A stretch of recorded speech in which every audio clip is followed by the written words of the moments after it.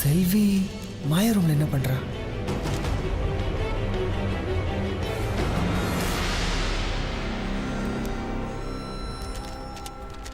செல்வி,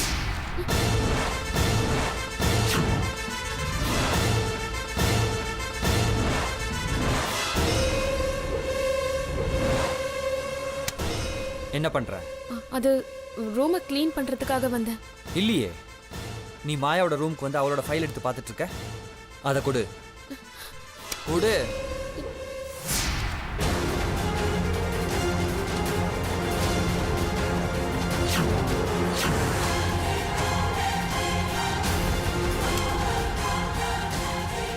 என்ன இதெல்லாம்? எனக்கு உண்மையை நிரூபிக்க வேற வழி தெரியல சந்தோஷ். நீ மாயாவுக்கு உடம்பு சரியில்லைங்கிறதுக்காக அவ மேல நீ அனுதாபப்படுற. அவ என்ன தப்பு பண்ணாலும் அதை நீ ஈஸியா மன்னிச்சிடுற. அவ உடம்பு சரியில்லைன்னு சொன்னது எல்லாமே பொய் சந்தோஷ். அவ பொய்யா உன்கிட்ட நாடகம் ஆடிட்டு இருக்கா. நான் அவளோட ரிப்போர்ட்ஸ் எல்லாமே படிச்சு பார்த்தேன். அவ நார்மலா தான் இருக்கா. அவ பொய் சொல்லி உன்னை நல்லா ஏமாத்திட்டு இருக்கா சந்தோஷ். சந்தோஷ், நான் மாயாவோட மெடிக்கல் ரிப்போர்ட்ல பிரெயின் டியூமர்னு மென்ஷன் பண்ணல. ஏன்னா மாயா ரிப்போர்ட்ஸை படிச்சு பார்த்தாங்கன்னா அவங்களுக்கு எல்லா உண்மையும் தெரிஞ்சிடும். அதனால நான் ரிப்போர்ட்ஸ்ல எல்லாமே நார்மலா இருக்கிற மாதிரி கொடுக்குறேன். அதே மாதிரி எல்லாமே விட்டமின் டேப்லெட்ஸ் தான் எழுதியிருக்கேன்.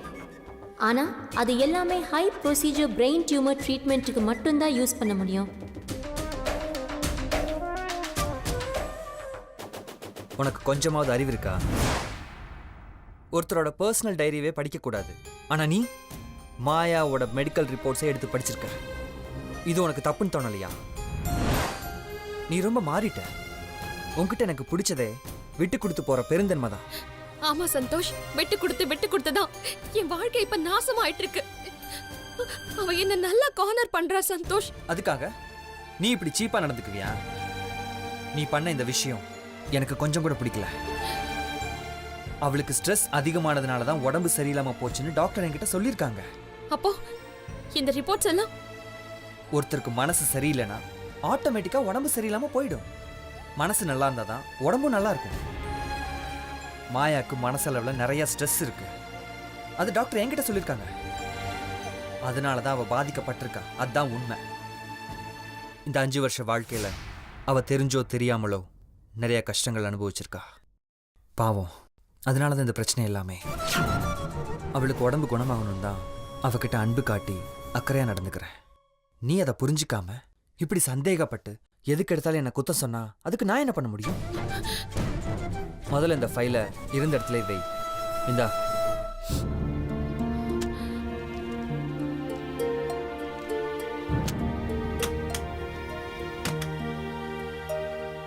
இனிமே அவ இல்லாத போது அவ ரூமுக்கு வந்து மறுபடியும் இந்த வேலையை செய்யாத. அது ரொம்ப தப்பாயிடும்.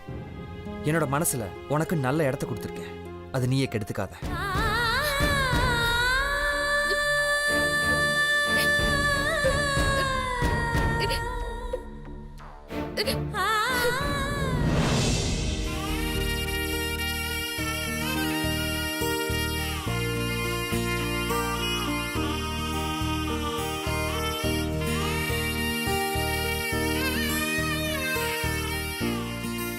அம்மா, என்னம்மா இன்னும் மம்மியையும் பாட்டியையும் காணோம்? பாட்டியும் பிரியா மம்மியை ரெடி பண்ணிட்டு இருக்காங்க.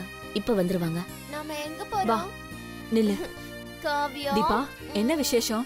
எல்லாரையும் ட்ரெடிஷ்னலா ட்ரெஸ் பண்ண சொல்லிருக்க? அது ஒண்ணு இல்லம்மா, நாகராஜன் நம்ம அஞ்சலியோட உயிரை காப்பாத்தினான்ல, இங்க வா. அதுக்காக இன்னைக்கு நாகராஜனுக்கு நன்றி சொல்ற விழாவா நான் இதை ஏற்பாடு பண்ணிருக்கேம்மா. ஆமாண்டி, நாகராஜன் நமக்கு செஞ்ச இந்த பெரிய உதவிக்கு நாம நன்றி சொல்லியே ஆகணும்.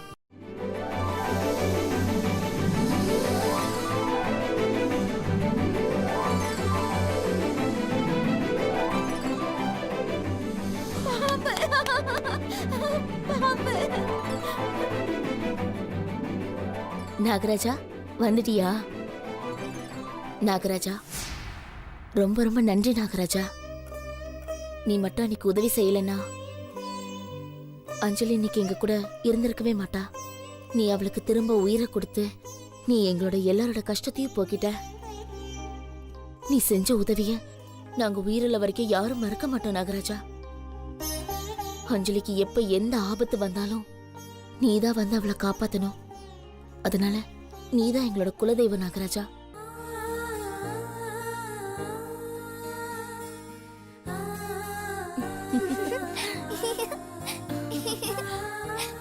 நாகராஜா, என்ன நீதான் காப்பாத்துனதா எல்லாருமே சொல்றாங்க. ரொம்ப தேங்க்ஸ் நாகராஜா. நம்ம கஷ்டத்துல இருக்கும்போதுதான் நம்மளோட உண்மையான ஃப்ரெண்ட் யாருன்னு புரிஞ்சுக்க முடியும்.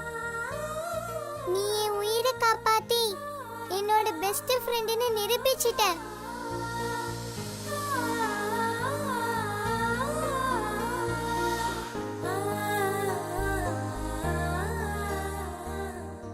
ஓ அதுவா?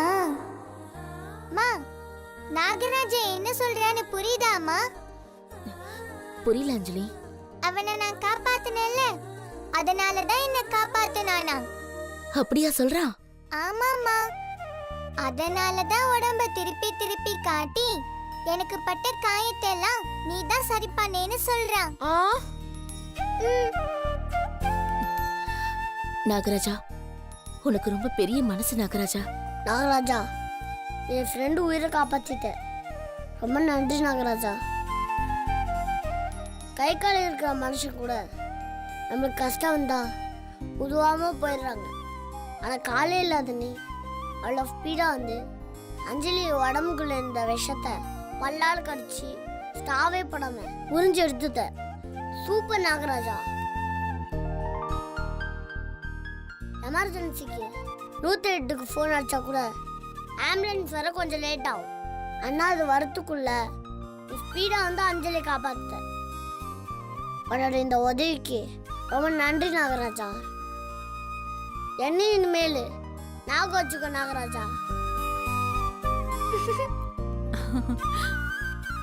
நாகராஜா, நான் உன்னை ஃபர்ஸ்ட் புரிஞ்சுக்காம தப்பா பேசிட்டேன். உன்னை பார்த்தாலே எனக்கு ஈரக்கொலையெல்லாம் நடுங்கும். ஆனா நீ எங்க குடும்பத்துக்கு நண்பனாவும் தெய்வமாவும் இருந்து எங்களை காப்பாத்திருக்க. நீ இதே மாதிரி எப்பவும் எங்க குடும்பத்துக்கு பாதுகாப்பா இருக்கணும் நாகராஜா. பாட்டி, நாகராஜா ரொம்ப நல்லவன். அவன் நல்லவங்களை எதுவுமே பண்ண மாட்டான். பயப்படாதீங்க. நாகராஜா, உனக்காக தான் இந்த பாலும் முட்டையும் வச்சிருக்கோம். குடி நாகராஜா.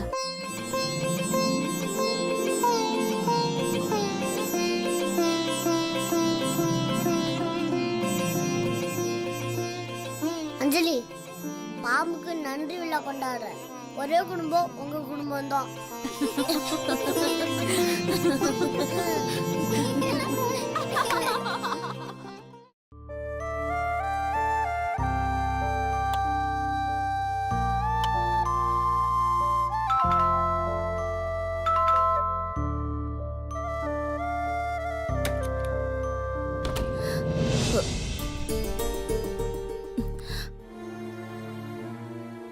என்ன தீபா, நேத்து வீட்டுக்கு வரேன்னு சொன்னீங்க.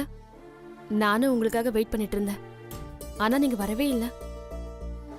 என்னாச்சு, மறந்துட்டீங்களா? இல்ல செல்வி, வீட்ல கொஞ்சம் வேலை இருந்துச்சு, அதான். நீங்க வேலையா இருக்கீங்களா? நான் போயிட்டு அப்புறம் வரட்டா? இல்ல இல்ல, பரவாயில்ல. என்னாச்சு தீபா? கொஞ்சம் உங்ககிட்ட தனியா பேசணும்.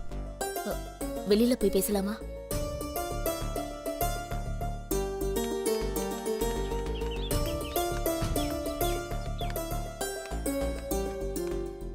செல்வி இப்படி திடீர்னு வந்துட்டாங்களே.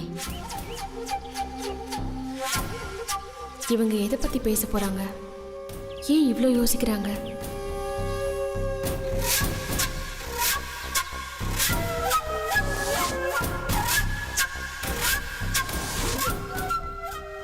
இந்த பணத்தை நீங்க வச்சுக்கிட்டு அஞ்சலி இந்த வீட்டிலே இருக்க நீங்க சம்மதிக்கணும். அஞ்சலி தான் பிரியாவோட மனநிலை குணமாகறதுக்கு ஒரே வழின்னு டாக்டர் சொல்லிட்டாங்க. பிரியா காவியா இறந்த பாதிப்புல இருந்து மீண்டு வரணும்னா அதுக்கு அஞ்சலி இந்த வீட்டில் இருந்தே ஆகணும்.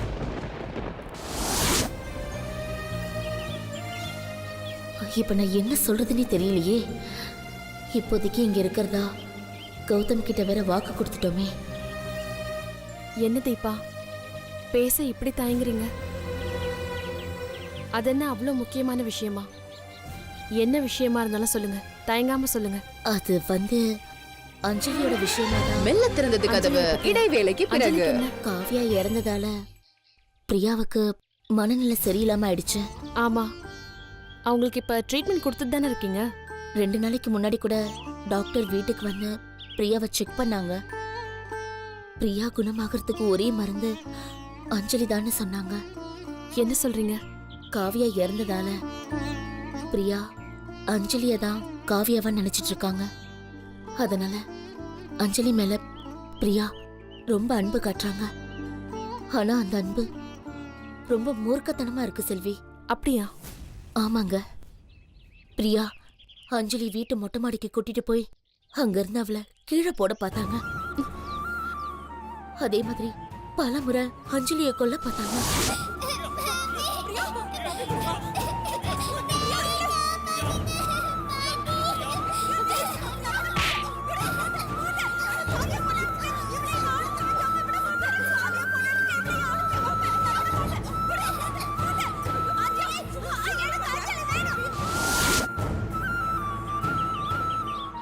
இந்த மாதிரிலாம் நடக்கிறத பார்த்துட்டு என்னால இந்த வீட்ல இருக்க முடியல. அஞ்சலிக்கு ஏதாவது ஆயிடுமோன்னு எனக்கு பயமா இருக்கு. அதனால இந்த வீட்டை விட்டு போயிடலான்னு முடிவு பண்ணேன். கௌதம் பிரியாவுக்கு குணமாகிற வரைக்கும் இங்கே இருக்க சொல்லி வற்புறுத்தினாரு. எனக்கு என்ன பண்றதுன்னே தெரியல. ரொம்ப தர்ம சங்கடம் ஆயிடுச்சு.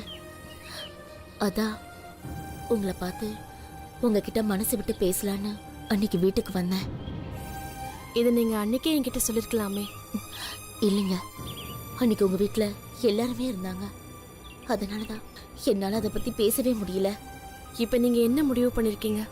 அஞ்சலி பிரியாவை பார்த்தாலே பயப்படுறா. அதனால இங்க இருந்து போயிடலான்னு நான் முடிவு பண்ணேன். ஆனா கௌதம் சார் அன்னைக்கு ஃபீல் பண்ணி பேசினதுல இருந்து எனக்கு என்ன பண்றதுன்னே தெரியல. ரொம்ப குழப்பமா இருக்கு. நான் சொல்றேன்னு தப்பா நினைக்காதீங்க. அஞ்சலி யாருன்னே தெரியாதப்பவே அவளை தங்களோட குழந்தையா நினைச்சு தத்தெடுத்து அவங்க தான் வளர்த்தாங்க. நான் ஸ்கூல்ல வேலை செய்யும் போதே அஞ்சலி மேல கௌதம் எவ்வளவு பாசமா இருந்தாருன்னு நான் பார்த்திருக்கேன். அஞ்சலி மேல கௌதம் உயிரையே வச்சிருக்காரு தீபா. அதுக்கப்புறம் தான் நீங்க வந்தீங்க. இப்ப அஞ்சலிய நீங்க அன்பா பாத்துக்கிறீங்க. கௌதமோட குடும்பத்தை பத்தி கொஞ்சம் யோசிச்சு பாருங்க. அவங்களுக்குன்னு இருந்த ஒரே குழந்தைய இழந்துட்டு அவங்க இப்ப ரொம்ப கவலையில இருக்காங்க. இப்ப அந்த வீடே ரொம்ப வெறிச்சோடி போயிருக்கு. இந்த நிலைமையில நீங்களும் அவங்கள விட்டு போனா அது நல்லா இருக்காது. பிரியா குணமாகிற வரைக்குமாவது நீங்க இங்கேயே இருங்க. நானும் இதே முடிவுல தான் இருக்கேங்க.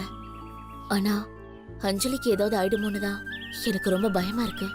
பயப்படாதீங்க தீபா, அந்த மாதிரிலாம் எதுவும் நடக்காது. நீங்க தான் அஞ்சலி கூடவே இருந்து அவளை பத்திரமா பார்த்துக்கணும்.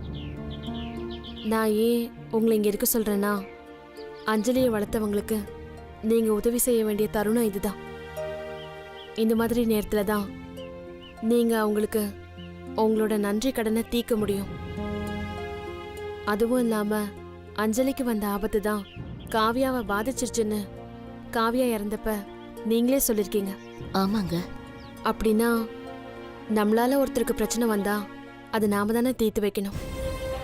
செல்வி, உங்களுக்கு எவ்வளவு பெரிய மனசு.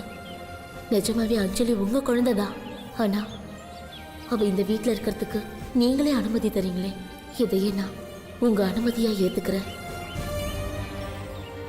சரிதான் செல்வி, நானும் இந்த வீட்ல இருக்கணும்னு முடிவு பண்ணியிருக்கேன். பிரியா நல்லபடியா குணமாகணும், இந்த வீட்ல இருக்க எல்லாருமே சந்தோஷமா இருக்கணும்னு தான் நானும் நினைக்கிறேன். ரொம்ப சந்தோஷம் தீபா. உங்களுக்கு எந்த உதவி வேணுனாலும் என்கிட்ட தயங்காம கேளுங்க, நான் செய்யறேன். சரி செல்வி. எப்ப வேணுனாலும் அஞ்சலியை கூட்டிட்டு நம்ம வீட்டுக்கு வாங்க. என்கிட்ட மனசு விட்டு பேசுங்க. நானும் உங்க வீட்டுக்கு வரேன். எனக்கு எந்த கஷ்டம் இருந்தாலும் அதை நான் உங்ககிட்ட சொல்றேன். ரொம்ப தேங்க்ஸ் செல்வி. ஏங்க தேங்க்ஸ் எல்லாம் சொல்லி என்னை வெளியாளா பாக்குறீங்க? இனிமே நாம 2 பேரும் ஃப்ரெண்ட்ஸ், ஓகேவா? ஓகே. அஞ்சலினா எனக்கு ரொம்ப பிடிக்குங்க. நான் ஸ்கூல்ல வேலை பார்க்கும்போதே அஞ்சலி மேல நான் ரொம்ப பாசமா இருப்பேன். ஆனா இப்ப அவ என்னை பார்க்க கூட வர மாட்டேங்கிறா. இனிமே என்னை பார்க்கறதுக்கு கொஞ்சம் கூட்டிட்டு வரீங்களா? கண்டிப்பா கூட்டிட்டு வரேன் செல்வி. செல்வி, அஞ்சலி தான் உங்களோட குழந்தை. அவ மேல உங்களுக்கு பாசம் இல்லாம போயிடுமா என்ன? தான் ஆடா விட்டாலும் தான் தசை ஆடுன்னு சொல்லுவாங்க. அதுதான் உண்மை. சரி தீபா, நான் போயிட்டு வரேன். சரிங்க செல்வி.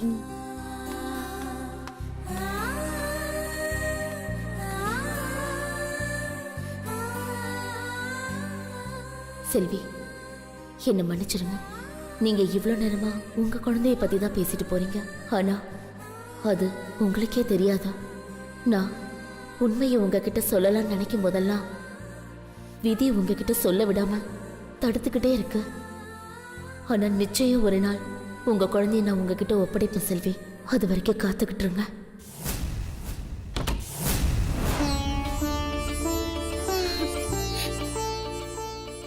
அம்மா, உள்ள வாங்கம்மா. பரவாயில்ல, இருக்கட்டும் செல்வி, நான் இங்கேயே இருக்கேன். ஏம்மா இந்த மாதிரி சொல்றீங்க? மதியாதார் தலைவாசல் மிதியாதேன்னு பெரியவங்க சொல்லியிருக்காங்க. என்னம்மா இப்படி சொல்றீங்க? கொஞ்ச நாளாவே நீ என் பேச்ச மதிக்கிறதே இல்லை.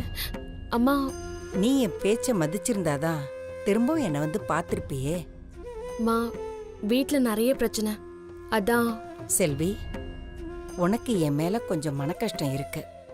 நான் உன்னை ஆசிரமத்துக்கு வரக்கூடாதுன்னு சொன்னதுலேருந்து நீ என்னை பார்க்கவும் வரல, என்னை பத்தி யோசிக்கவும் இல்லை. நீங்க ஆசிரமத்துக்கு வரக்கூடாதுன்னு சொன்னதும் எனக்கு என்ன பண்றதுனே தெரியல. நான் அப்படியே காசி யாத்திரைக்கு போலான்னு கிளம்புனேன்.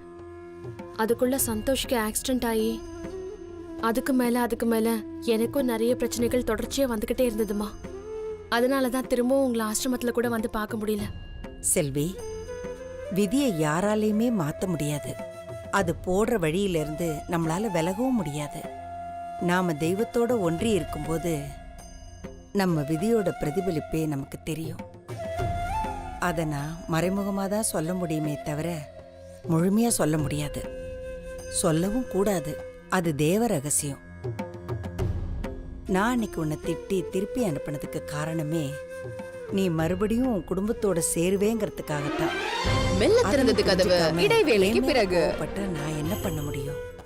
அப்படிலாம் எதுவும் இல்லம்மா. எனக்கு உங்க மேல எந்த கோவமும் இல்லை. எப்பவுமே நம்ம வாழ்க்கையில நடந்ததை மறக்க கூடாது. நம்மளோட இறந்த கால வாழ்க்கையில நம்ம கூட இருந்தவங்கள மறக்காம அவங்கள பார்த்து பேசி நட்பை புதுப்பிக்கிறதுல தான் சுவாரஸ்யமே இருக்கு. இதுக்கப்புறம் என்ன நடக்க போகுதுன்னு யாருக்குமே தெரியாது. நடந்துகிட்டு இருக்கிற வாழ்க்கை எப்பவும் நிலை கிடையாது, மாறிக்கிட்டே தான் இருக்கும் செல்வி. ஆனா நடந்து முடிஞ்ச வாழ்க்கை மட்டும்தான் நிரந்தரமா இருக்கும். அதுல நாம கடந்து வந்த கஷ்டம், நட்பு, கசப்பு எதுவுமே மாறாது. என்ன மன்னிச்சிருங்கம்மா, நான் தப்பு பண்ணிட்டேன். நீ என்கிட்ட மன்னிப்பு எதுவும் கேட்க தேவையில்லை. நீ எப்பவுமே பழச மறக்காத. நான் இப்ப இங்க வந்ததுக்கு காரணமே நீ மறந்து போன ஒரு விஷயத்த உனக்கு ஞாபகப்படுத்ததான். என்னம்மா சொல்றீங்க? உன்கிட்ட நான் கடைசியா என்ன சொன்னேன்? நீங்க என்ன சொல்றீங்க? உன் குழந்தை உன்கிட்ட வந்து சேரும்னு சொன்ன விஷயத்த கூடவா மறந்துட்ட? அதுக்கான தேடல்ல நீ ஈடுபட்டியா? அம்மா, நான் எவ்வளவோ தேடினம்மா. அதுக்காக நான் எவ்வளவோ முயற்சியும் பண்ணேன். ஆனா என்னால குழந்தைய கண்டுபிடிக்கவே முடியல. தாகத்துக்கு தண்ணியை தேடுறவனுக்கும் மழை வரும்போது விவசாயம் பண்றவனுக்கும் நிறைய வித்தியாசம் இருக்கு. தாகத்துக்கு தண்ணியை தேடுறவன் எப்படியாவது குழிய தோண்டி அதுல தண்ணி கிடைக்காதான்னு தோண்டிக்கிட்டே இருப்பான். ஏன்னா அதுல தண்ணி கிடைச்சாதான் அவனோட தாகம் அடங்கும். ஆனா மழை பெஞ்சாதான் விவசாயம் பண்ணுவேன்னு உக்காந்துகிட்டு இருக்கிறவன் மழை வந்தா நம்ம வேலையை பார்த்துக்கலான்னு சும்மாவே இருப்பான். அதுல நீ ரெண்டாவது வகை செல்வி. ஆனா அப்படி இருக்கக்கூடாது செல்வி. ஒரு விஷயம் நமக்கு கிடைக்கலன்னா அதை அப்படியே விட்டுடக்கூடாது, தொடர்ந்து தேடிக்கிட்டே இருக்கணும். உன்னோட விடாமுயற்சி நின்றக்கூடாது. நீ தொடர்ந்து உன் குழந்தைய தேடிக்கிட்டே இரு. அதை சொல்லதான் நான் இங்க வந்தேன். நான் கிளம்புறேன். இவ்வளவு தூரம் வந்துட்டு வீட்டுக்குள்ள வராமலே போறீங்களே? இல்ல செல்வி, நீ எப்போ உன் குழந்தையோட இந்த வீட்டுல சந்தோஷமா இருக்கியோ அப்ப நான் வரேன். அம்மா, அம்மா, அம்மா. செல்வி, செல்வி, அம்மா, செல்வி, என்னம்மா, என்னாச்சு? அது அது இந்தா தண்ணி குடி.